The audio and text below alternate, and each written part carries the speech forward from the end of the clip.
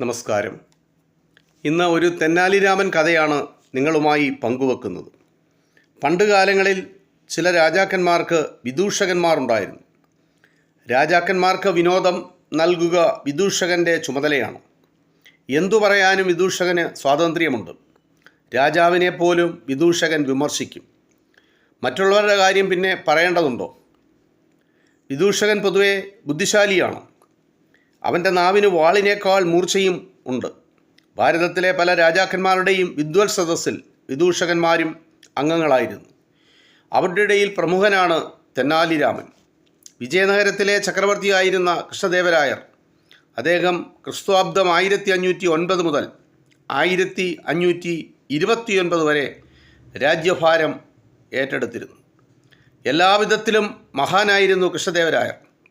യുദ്ധവീരൻ, പണ്ഡിതൻ, കവി, ഗുണസമ്പന്നൻ, ആ നിലകളിലെല്ലാം അദ്ദേഹം പ്രശസ്തനായിരുന്നു. തെന്നാലി രാമൻ കൃഷ്ണദേവരായരുടെ വിദൂഷകനായിരുന്നു. ഒന്ന് പ്രത്യേകമായിരുന്നു തെന്നാലി രാമൻ്റെ ബുദ്ധിശക്തി. അതുപോലെയായിരുന്നു വാക്സാമർഥ്യവും. നേരം പോക്കുകൾ പറയുക മാത്രമല്ല തെന്നാലി രാമൻ ചെയ്തിരുന്നത്. കുസൃതികളും കുണ്ടാമണ്ടികളും പ്രയോഗിച്ചിരുന്നു. അവയിൽ ചിലതൊക്കെ അല്പം കടന്നവയുമായിരുന്നു. എങ്കിലും അവ ചിലരെ നിലയ്ക്കു നിർത്താൻ സഹായകമായി. സേവ പിടിക്കുന്നവർ, ദുർമോഹികൾ, അഹങ്കാരികൾ മുതലായവ ചിലർ എല്ലാവരും തെന്നാലി രാമനെ ഭയമായിരുന്നു. തെന്നാലി എന്നത് ആന്ധ്രയിലെ ഒരു സ്ഥലമാണ്. തെന്നാലി രാമൻ്റെ മാതാവ് തെന്നാലിക്കാരിയായിരുന്നു. പുത്രൻ ജനിച്ച് 3-ാം നാളിൽ രാമൻ്റെ പിതാവ് മരിച്ചുപോയി.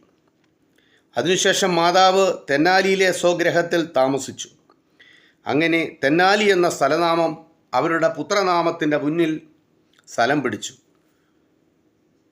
നമുക്ക് അവനെ രാമനെന്ന് വിളിക്കാം.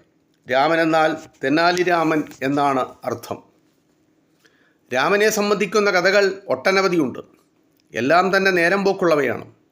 അവയിൽ ചിലത് ഇച്ചിരി കട്ടിയുള്ളതുമാണ്. കുട്ടികൾ ഉത്സാഹത്തോടെ ഉറ്റുനോക്കുന്നു.